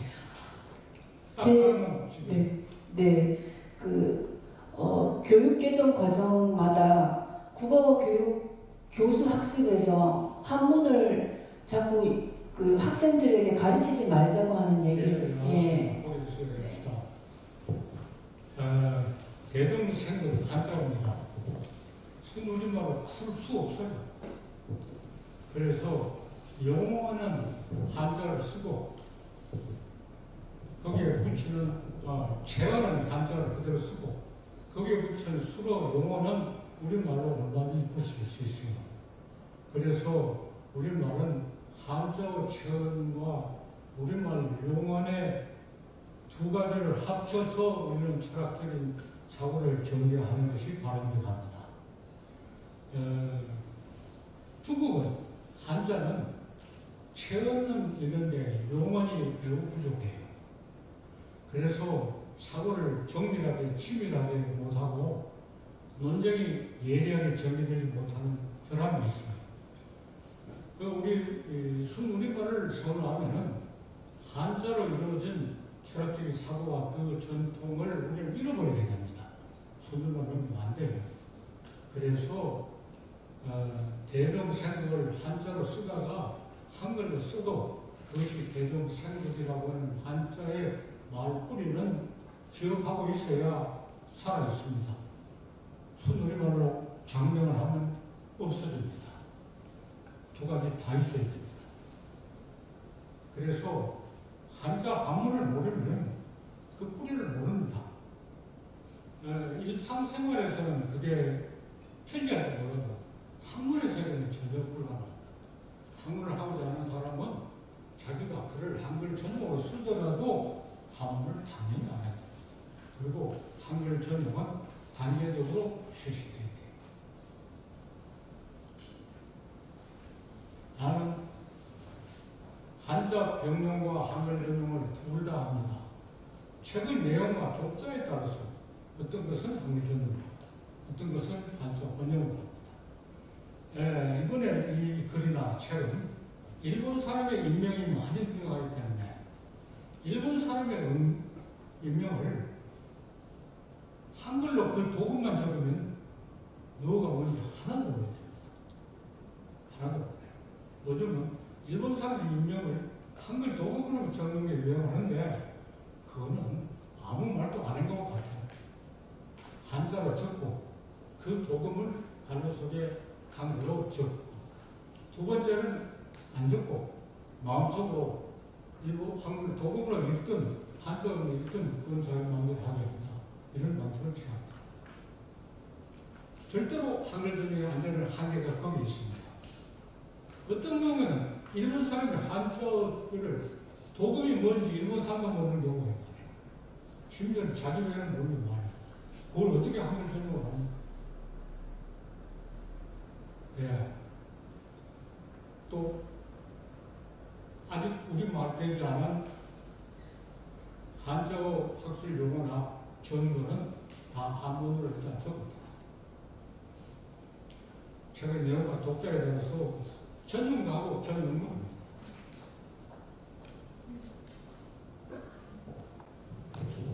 안녕하세요. 저는 불어불문학과 박선자라고 합니다. 제가 교수님 강의를 이제 들으면서 대득 생각론에 대해서 좀 궁금했던 게 그 프랑스가 독일 점령됐을 때 40년대 그때 이제 많은 협력 지성인들이 그 당시에 그 독일과 잘 지내려고 굉장히 문화나 이런 그 책, 그 저술 활동을 통해서 함께 했었거든요. 그렇지만 결국에는 이제 그걸로 인해서 나중에 드골 임시정부에서는 숙청을 당하게 되는데요.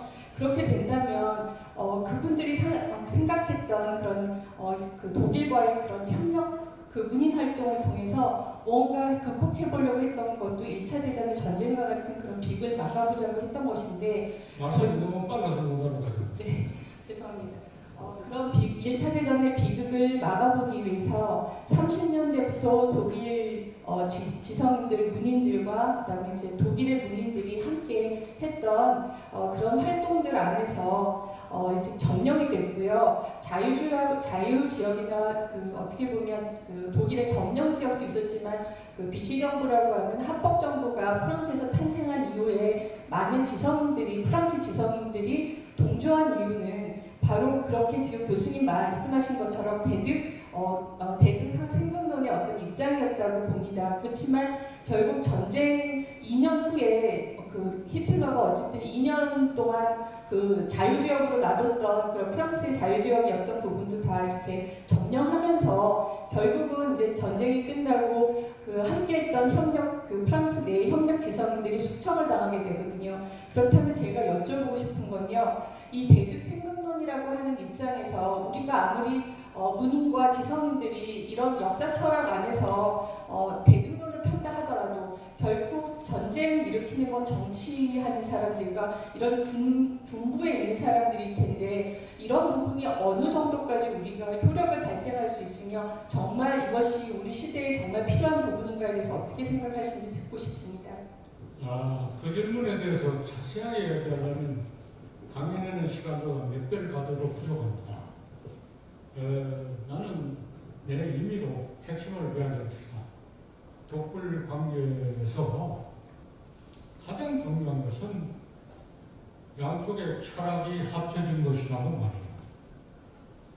독일은 후진국이었습니다. 나폴레옹 출범한 후진국이었죠. 독일이 후진국이기 때문에 분발해서 해결이 등장했어요. 정신이상학. 그것을 해결의 정신이상학 변증법을 불국이 받아들고 다른 나라를 받아들였어요. 그래서 재창조가 변증법에 관해서는 그렇게 뚜렷한 성과는 없어요. 두 번째 흐름이 현상학이라는 것이에요. 현상학을 가져가서 불국에서 훨씬 덜 우려먹어요. 그러니까 독일에서 만든 순종 현상학은 이제 인기 없어요. 불국에서 만든 작종 현상학은 대성황입니다. 각도가 잘 우려먹어요.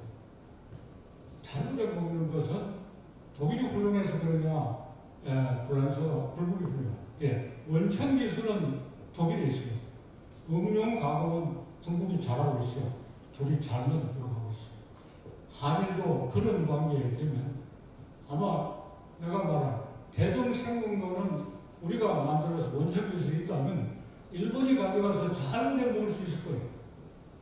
잘 우려먹을 수 있어. 그런 것이 바람직한 관계다. 그것이 상생보다는 길다. 그런 이야기 하자는 겁니다. 일본 사람들이 보고 원천 기술은 우리가 한번 어떻게 떨어졌구나. 인용은 우리가 더 잘하나.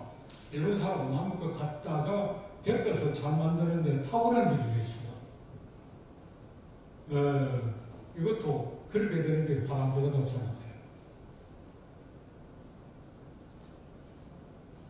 결국 대등론은 뭐냐? 다르기 때문에 다툴 게 아니고 다르기 때문에 서로 필요한 관계에 있다. 다르기 때문에 내한테 없는 장점이 저쪽에 있어요. 저런 걸 내가 가져오면 내가 더 잘 되는 거예요. 그래서 결과적으로 둘이 상생이 되는 거. 이런 관계가 대등생론이다. 이런 이야기예요. 그래서 우애를 다툴 필요 없고 갖다 쓰는 게 우월하는 거. 같아져야 된다. 상대방도 나하고 같아져야 된다. 평균, 백평불가사고 그렇게 될 수도 없고 돼도 아무 소용이 없어. 상대방이 나하고 같아지면 상대방의 존재 이의가 없는 거죠. 모든 사람이 나하고 같으면 내 혼자 독약 청청하는 거 똑같잖아요. 전혀 바람직하지 않아요. 이런 평범한 이야기를 이렇게 이론적으로 다듬었죠.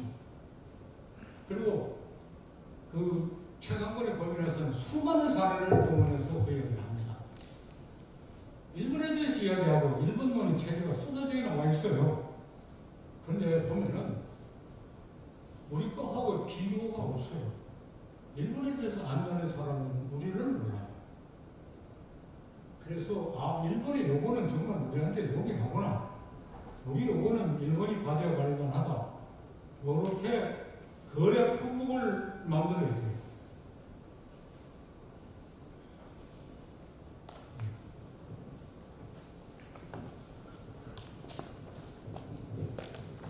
네, 교수님 강의 잘 들었습니다. 저는 자연과학을 하는 사람입니다. 동물생명과학과에 있습니다. 교수님의 강의를 이렇게 또 접하고 제목을 접하고 나서 가장 먼저 생각이 나는 게 저는 안중근 의사의 동양 평화론 부분이 굉장히 생각이 많이 났습니다. 그 완성을 못하시고 결국은 사형을 당하셨는데 동양 평화론하고 그 대동 상급론하고의 어떤 그 연계성이라든지 이런 부분에 대해서 교수님의 의견을 듣고 싶습니다. 예. 한정근 의사가 동양이라고 말하는 것을 오늘은 동아시아라고 말하기는 좋아합니다. 동아시아 평화론이죠. 그러나 동아시아 평화론이 아니라 세계 평화론이고 인류 평화론이고 또 이거는 만물 대등생각까지 사람과 다른 모든 물체와 천체와 우주하고 대등생각의 관계를 가지고 만생대등 사람과 다른 모든 생명체가 대등생각을 가지고 만인대등 동양인이고 서양인이든 모든 만인 대등생각을 다 포괄하는 총체적인 대등생각을 합니다. 그러니까 평화론이라면 천지만물 우주평화론이다 이렇게 말하는데 그것을 한꺼번에 말할 수 없으니까 우리가 가까운 것부터 예술을 들어서 이야기하는 거죠. 그래서 동양이라는 말을 쓸 때는 동양은 서양이가 다르다 하는 전제가 있는데 우리 동양이라는 벌을 물어서 우리와 남이 다르지 않아요. 같은데 우리 거부터 이야기하고 그걸로 관장하는 거죠. 그 점을 달라요. 동양이라는 말을 만들어내고 퍼뜨린 게 일본 사람입니다. 은필질 동양 최고다. 제무슨 동양 최고의 부상이다. 예, 서양의 부상이 없는데 동양 최고라는 말을 들었어요. 아무데나 가다 붙여요. 그것은 요거는 내 영역이다. 요건 내가 차지하니까 나는 요거는 내가 차지하니까 너는 이거 탐내지 마라 할 때의 사고방식입니다. 그래서 동양이라는 말은 철폐해야 됩니다. 문명권이란 동아시아 문명권, 남아시아 문명권, 유럽 문명권이 있다. 이렇게 말해야 됩니다. 그래서 문명다원주의로 나가야 된다. 이렇게 사고방식을 바꿔야 돼요. 동양이라는 말은 한미가 좋지 않아요. 그 동양 평화로의 그 내용 자체가 그냥 동양이라는 그게 틀렸다는 말이 아니고 예. 이제는 그 생각을 이어받아도 동양이라는 함정을 빼버리자. 인류 평화 또는 인류와 다른 생명, 인류와 다른 사물 전체의 평화론이죠. 그리고 이 대등생명론의 가장 중요한 함의는 인간중심주의, 소위 휴머니즘을 거부하는 겁니다. 만인 대등생명, 만생 대등생명을 그쳐라서 이루어지지 이 사람만 존경하고 사람만 훌륭하다는 생각은 잘못됐다고 하는 겁니다. 일본 사람의 그 하이쿠가 아주 높이 평가된 것은 사람만 훌륭하다는 생각이 모든 미물 짐승은 다 친근감을 가지고 애착을 가지고 있잖아요. 그것은 인간 중심주의를 완전히 탈피한 거고 그 점을 위대하다고 평가합니다. 죄송합니다만 제가 그 생각하고 있는 부분이 항상 저는 그 일본을 미워하게 되는 마음은 항상 비교에 의해서 많이 생각이 됩니다. 독일은 저렇게 하는데 저렇게 반성을 하는데 왜 일본은 못할까? 저는 이제 동물 생명 쪽을 하다 보니까 이게 어떤 유전적인 어떤 뭐 부분에서 나타나서 종족 종자라고 하겠습니다만 그런 부분이 많이 비교가 됩니다. 그래서 어떻게 이게 과연 생급이라는 이 말이 가능할까? 실현 가능할까 하는 이런 부분에 걱정이 돼서 말씀을 한번 드리고 싶습니다. 가장 통속적으로 이야기하면 일본에 가서 이야기할 때 악인의 악행을 비교하지 말자. 일본 전라권은 한국의 전라권을 비교해서 상대방의 겁나고 다 말이 맞아요. 악인의 악행을 비교해서 아무 덕이 없어요. 제일 훌륭한 사람이 누구냐 그 얘기하자. 제일 훌륭한 사람 비교해야 되고 지난번에 전쟁 시기도 일본의 책임을 져야 되는 가해자는 몇 퍼센트 되겠어요? 인구의 10%도 안 넘습니다. 5%도 안 넘어요. 다른 일본인도 다 피해자입니다. 그런데 흑소수의 가해자의 죄악을 일본인에게 다 덮으시면 어떻게 돼요? 안 돼요. 그 가해자를 옆으로 제쳐놓고 이야기해야 돼요. 예, 그 사람들이 다 반성할 때까지 용서하지 않는다. 절대로 반성하지 않아요. 세상에 악인이 다 없을 때까지 나는 참 눈을 못 감겠다. 세상에 악인이 다 없어지는 건 불가능한 상상입니다. 일단 제쳐놓고 이야기해야 돼요. 제쳐놓고. 거기에 매달려가지고 계속 핏대를 내는 것은 노력은 낭비고 쓸데없는 일입니다. 거기에 우리가 함정에 빠져요. 함정에 빠져요. 네, 대다수 일본인은 선량한 사람도 피해야 합니다. 임진왜란때도 그래요. 임진왜란 때 대개 20만의 일본군이 와서 14만 정도가 죽었다고 하는 게 보통입니다. 14만 일본인이 죽은 중에 병사로 끌려온 대부분의 사람은 우리 조선 백성보다 더 억울한 희생입니다. 거기에 대해서 생각 안 합니다. 예. 그 사람의 원한도 풀어줘야 돼. 회원만에서 그 사람의 원한도 풀어줘야 돼. 그 사람의 원한도. 진주성에서 1차 진주성, 2차 진주성 때 참 이야기하면 이야기 복잡하죠. 예, 우리가 피해를 겪었던 일본군도 피해를 겪었어요. 1차 진주성 정태 일본군 사람들은 무슨 많이 났어요. 좋아서 온 사람은 몇십 되겠어요. 그것을 생각해야 되죠. 대등성은 그걸 함께 생각하는 겁니다.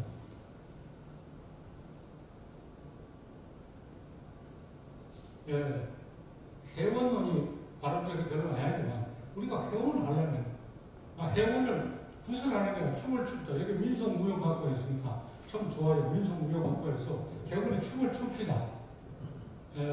백당관 전체에 죽은 일본인, 임진왜란때 죽은 일본인, 외국으로 와서 죽은 일본인 또 우리가 회원을 해줘야 되고 원자탄 맞아 죽으면 사실 우리가 원망이 없지만 그것까지 회원을 해줄 안 해요. 그걸 자기네 악행을 비교하고 다 받아주려고 하는 것은 망상입니다. 그러니까 대다수의 일본 사람은 우리와 같은 피해자고 함께 힘을 합쳐야 됩니다. 내가 쓰는 대등한 화합이라는 책이 있어요. 내가 만난 일본인 중에 특히 한국 문학을 전공하는 일본인은 항상 가지 소리해요. 말을 못해요. 거기서 떠들지 못해요. 그런 사람을 우리가 동지로서 보유해야 돼요. 일본 사람은 모두 악인이다 그렇게 말하는 것은 부당합니다.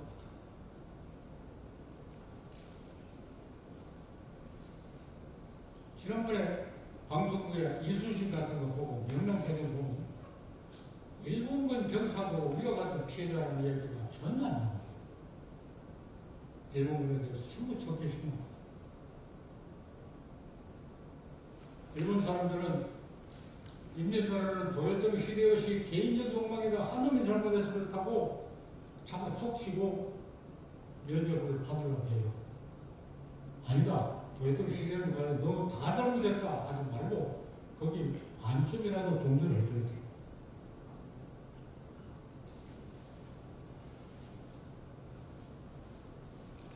자, 왜 일본은 꼭 조선을 침략하고 대륙을 침공하려고 하느냐? 그렇죠. 조선을 치고 명나라를 치려고 했어요. 조선을 식민지하고 만주를 차지하고 중국을 치려고 했어요.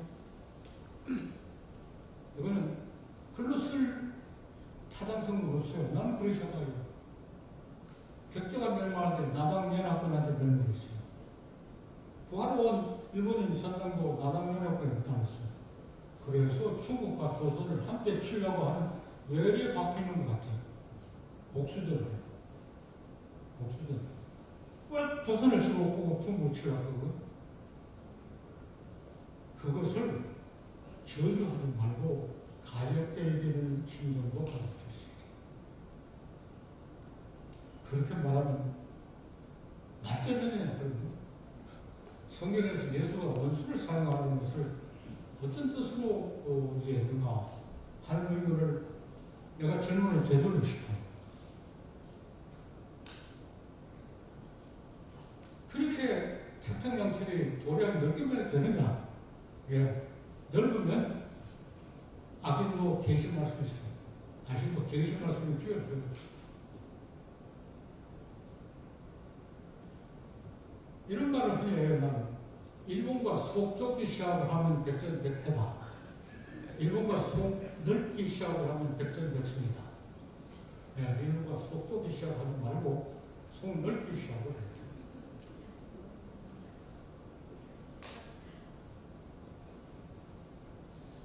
그리고 또 아까 했던 이야기 하나 더 해봅시다.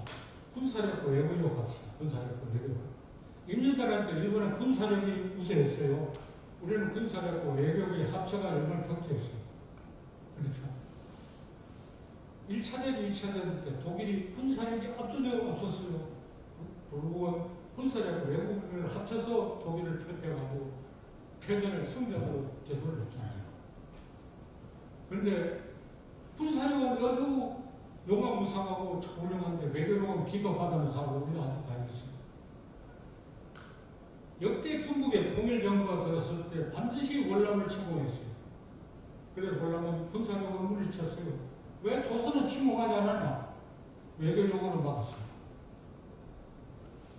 그러니까 군사력과 외교를 합친 게 힘이라고 생각 안 하고 군사력만 힘이라고 생각합니다. 그렇죠. 그것도 사고방식이 차이죠. 예, 외교력은 어떤 이점이냐면 힘을 안 올려요. 군사력은 이긴 놈도 시간도 좀 맞아요. 권투시합 할 때 이긴 놈도 시간도 맞잖아요. 외교력은 얻어 터지고 죽는 사람이 없어요. 외교력이 힘이기 때문에 조선시대는 문신이 우위를 유지했어요. 문신이 가는 군사력보다 문신이 가는 외교력이 실질적으로 힘이 더 큰 것이 현실에 증명이 되는 거죠. 그것을 문치를 하고 무력하다고 그러고 용감하지 못하다 하는 건 일본식 생각이죠. 예, 일본이 지독하게 못해내는 건 뭐냐? 1년에도 그랬고 2차전도 그랬고 왜 그래요? 전부 일본을 미워하고 적대하는 것들. 그리고 역사를 이해할 때 우리가 생각을 바꿔야 되죠. 무명 상황에서는 군사력만 힘이라고 생각합니다.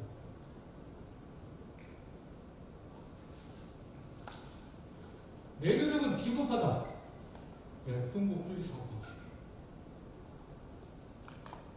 신라의 당나라 끌어들인 통일력은 비겁하다. 외교력도 힘이다.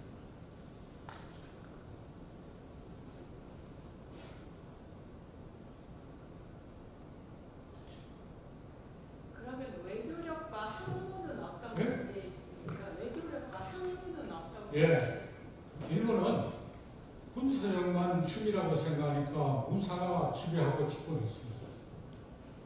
문사의 능력은 굉장히 격화되고 평가 잘하겠습니다.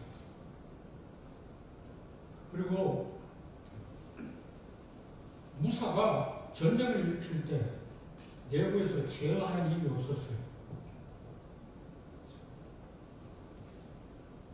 그것이 일본이 가진 약점이고 반등이죠.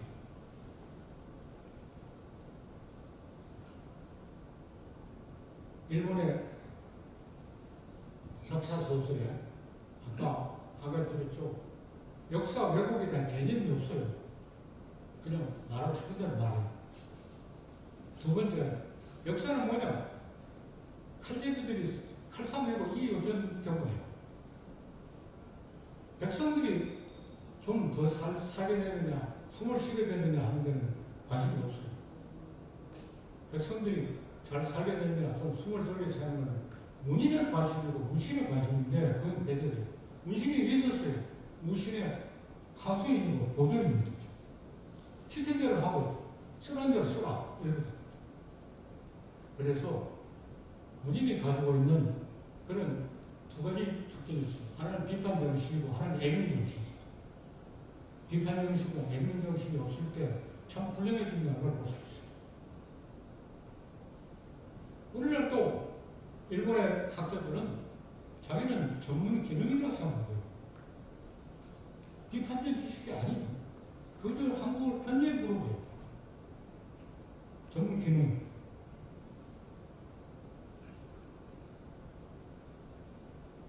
그리고 본인이 가지는 비판 정신과 애면 정신이 없으니까 접근 절차가 안 되는 거예요. 해먹던 그대로 해먹는 게 당연한 거죠. 우리는 비판 정신과 애면 정신은 하나는 민중의 힘이고 하나는 민중의 관점을 가지고 있는 문신들의 문인의 힘입니다. 문의 힘입니다. 문과 민은 손을 잡았습니다. 무는 손을 안 잡아.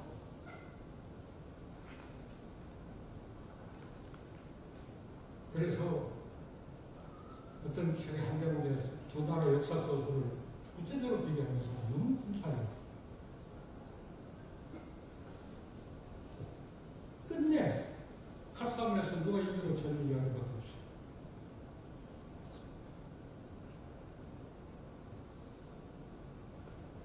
그것 때문에 일본은 나무래하고 멸시할 것이 아니에요. 미안한 표현이라고 가래라고 생각해서 도와줘야 돼. 일본을 가래라고 생각하고 도와줘야 생각하면 우습게 생각하죠. 우리는 일본이 우리의 도움을 많이 필요로 해요. 일본이 타라이코 하면서 서양항을 봐도 서양을 추종하는데 서양 추종을 자기 힘으로 넘어설 수 없어요. 특히 일본 사람은 항문을 3번 했어야 하기 때문에 어떤 3번한 미시적인 연구에서 그걸 넘어설 수 없어요. 그걸 넘어설 수 있는 전체적인 각성을 우리가 줘야 돼서 이거 우리 따라 하지 말고 우리 공유재산을 하자. 공유재산을 하자. 이렇게 함으로써 할 수 있는 거예요. 그래서 우리가 뭘 하자. 차등을 버렸다.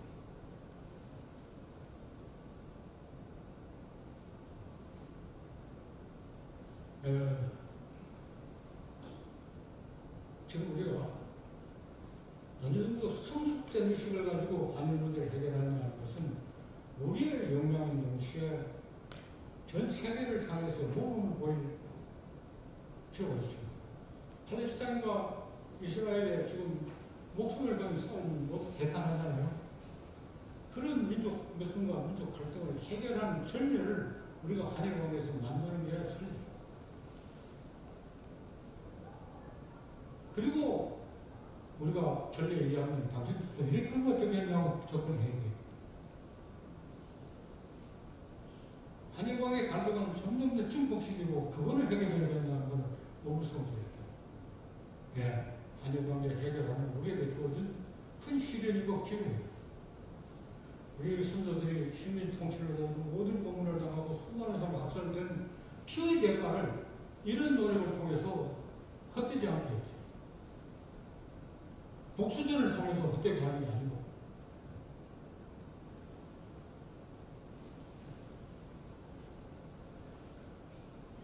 이 진주는 인민사람과 특별한 인연이 있는 것입니다.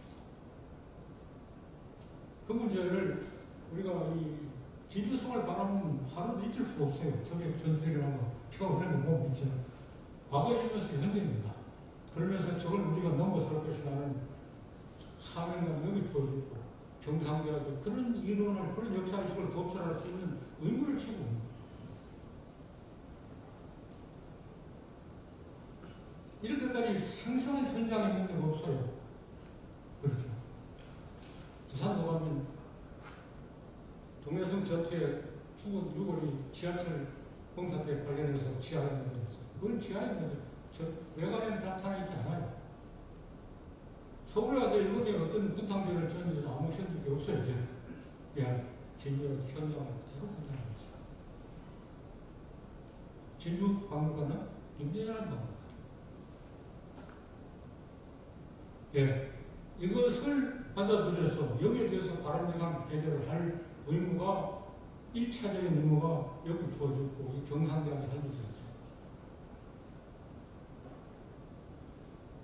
또 하나 경상대학에 대해서 말씀합니다. 지주와 안동을 비교해봅시다.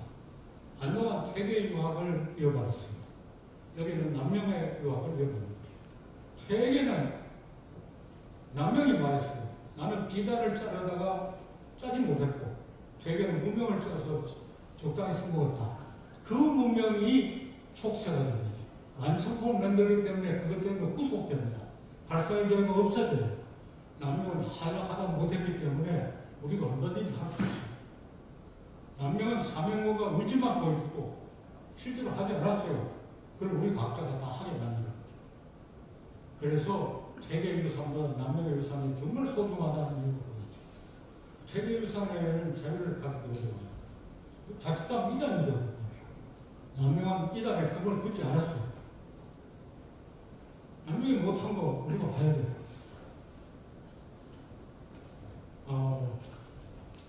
또 하나 예를 들어요. 진주가 서울에서 제일 먼 데가 있다고 하니까 제주보다 더 멀어요. 그래서 서울부전을 벗어나서 그게 대형면의 항구를 만들 수 있는 성지가 어렵습니다. 그런 것 때문에 이 대학은 굉장히 중요한 임무를 지니고 있어요. 다솔사의 모임에 이어서 여기 와서 또 한일관계 두 번째 얘기합니다. 예, 진주에서 한일관계를 이야기해서 뭔가 도움을 드리고 싶은 생각이 있어서 또 이야기합니다. 예, 여기서 어떤 해답을 내야 돼요. 또 덧붙여 말합시다. 일본은 동명대학이 있고 교토대학이 있어요. 동명대학은 학문을 못해요. 너무 바빠서. 교토대학에서 진짜 학문을 합니다. 우리 한국의 미국은 동명대학하고 교토대학이 없는 겁니다. 교토대학이 어디냐? 경상대학 밖에 할 데가 없습니다. 부산은 완전히 나라를 얻어버렸어요. 대구는 완고한 생각, 나도 대구 출신이 완고한 생각에 칼을 빼서 발상의 혁신이 안 되는 것입니다. 진주는 그런 문제의식과 수단을 보고 그것을 다 하고 있고 서울에 휘둘리지 않고 KTX가 직결되면 좀 달라질지 몰라요. KTX로 돌아오니까 참 다행이네 싶어요. 예, 독자성이 있습니다. 그래서 경상대학에서 또 여기 다니까 일어교육과가 일찍 붙어 있었고 한문학과가 일찍 붙어 있었어요. 둘 다. 너무 좋은 조건입니다. 그래서 이런 학문을 할 수 있는 거랍니다. 이렇게 생각합니다. 내가 기대한 것은 일어교육과에서 일본어를 전공하는 분의 말씀을 듣고 싶은데 아직 못 들었어요. 여기 오셨으면 한 말씀 해주시기 바랍니다.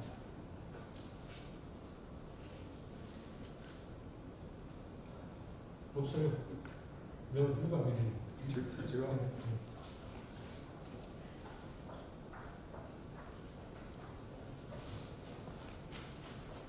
저희가 4시에 수업이 있어서요. 짧게 하시는 걸로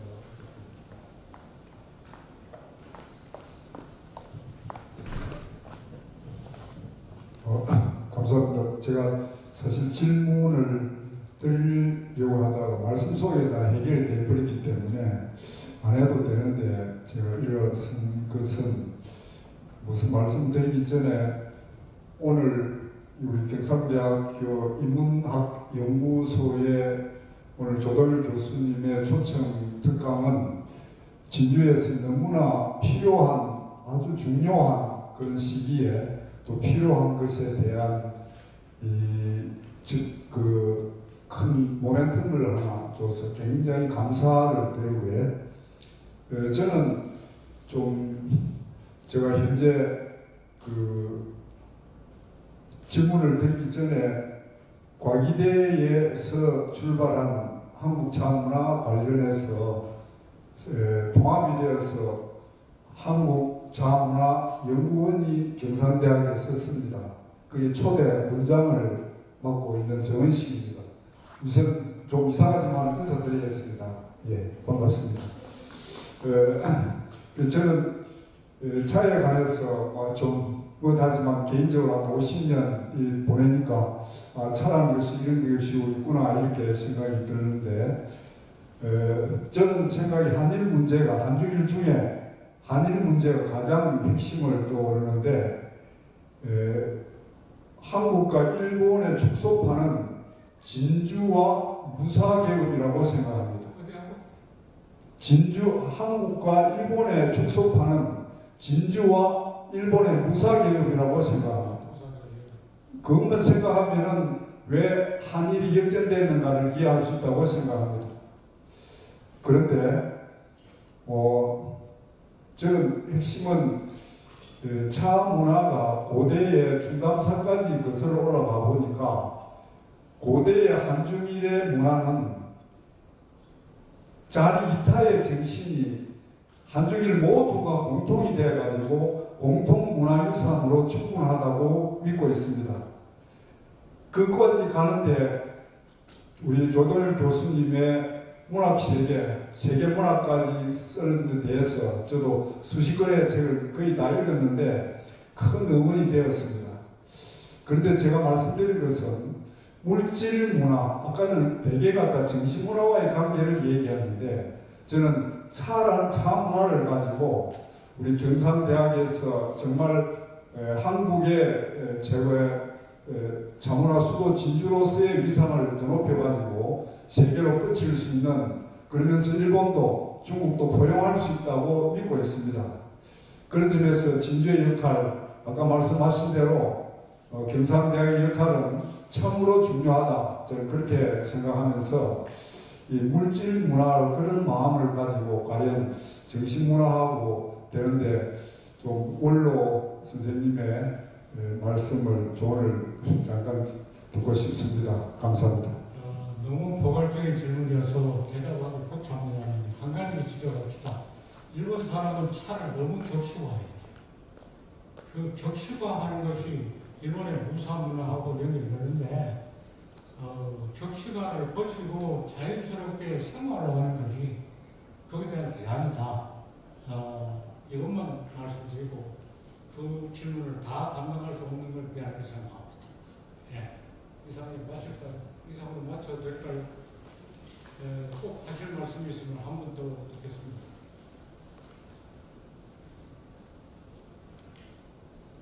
자, 감사합니다.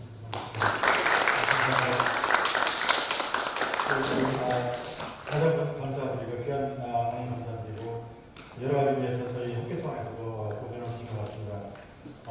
특히 분양명하게 관련된 그 관심을 더 보이기로 하고요. 다시 보실 수 있는 기회가 있으면 좋을 것 같습니다. 기회를 마련해 보도록 하겠습니다. 감사드리고 함께 같이 영광길 오신 사모님께도 감사드리고요. 가져오신 여러분께 감사드립니다. 예, 감사합니다. 부장님, 예.